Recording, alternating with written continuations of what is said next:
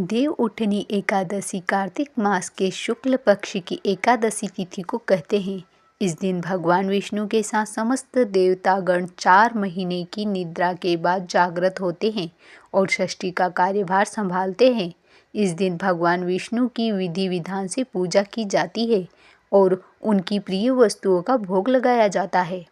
इसके साथ ही पूजा में देव उठनी एकादशी की व्रत कथा का पाठ किया जाता है।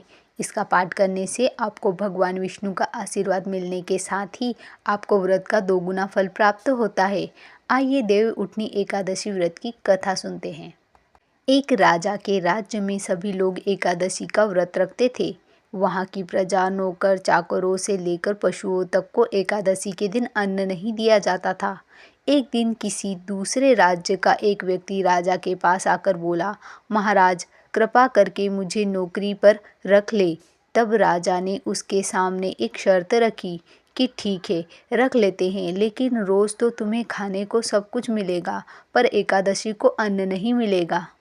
उस व्यक्ति ने उस समय हाँ कर ली, पर एकादशी के दिन जब उसे फलाहार का सामान दिया गया तो वह राजा के सामने जाकर गिड़गिड़ाने लगा, महाराज इससे मेरा पेट नहीं भरेगा, मैं भूखा ही मर जाऊंगा, मुझे खाने के लिए अन्न दे दो।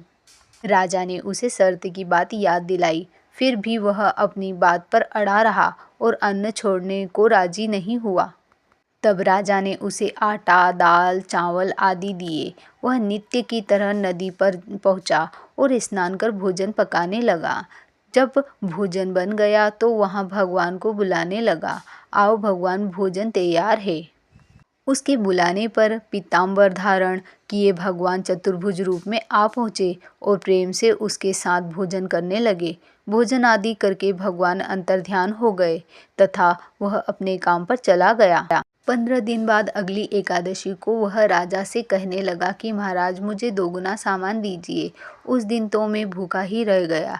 राजा ने कारण पूछा तो उसने बताया कि हमारे साथ भगवान भी खाते हैं, इसलिए हम दोनों के लिए ये सामान पूरा नहीं होता। यह सुनकर राजा को आश्चर्य हुआ। वह बोला, मैं नहीं मान सकता कि भगवान तुम्हारे साथ खाते हैं। मैं तो इतना व्रत रखता हूँ, पूजा करता हूँ, पर भगवान ने मुझे कभी दर्शन नहीं दिए। राजा की बात सुनकर वह बोला, महाराज यदि विश्वास न हो तो आप चलकर देख ले। राजा एक पेड़ के पीछे छिपकर बैठ गया। उस व्यक्ति ने हर रोज की तरह भोजन बनाया और भगवान को शाम तक पुकारता रहा, फिर भी भगवान न आए। अंत में उसने कहा, हे भगवान यदि आप नहीं आए तो मैं नदी में कूदकर प्राण त्याग दूंगा। फिर भी भगवान नहीं आए। तब वह प्राण त्यागने के उद्देश्य से नदी की तरफ बढ़ा।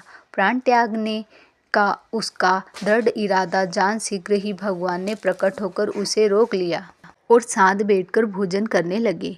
खा पीकर वे उसे अपने विमान में बैठाकर अपने धाम ले गए।